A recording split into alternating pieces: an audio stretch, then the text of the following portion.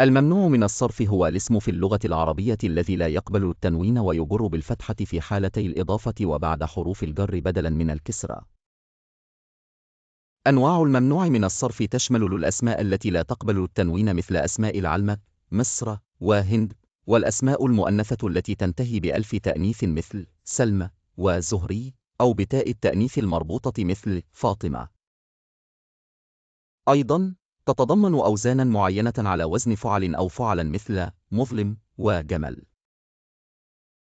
علامات إعراب الممنوع من الصرف تأتي في حالة الرفع بالضمة الظاهرة أو المقدرة، وفي حالة النصب بالفتحة الظاهرة، وفي حالة الجر بالفتحة الظاهرة أو المقدرة، حيث لا يأخذ ذو الكسرة في الجر أو الإضافة. بالنسبة لشروط الممنوع من الصرف فهي تتعلق بكون الاسم علما غير عربي أو على وزن غير عربي، مؤنثا بالألف الممدودة أو المربوطة، أو بأوزان غير قياسية.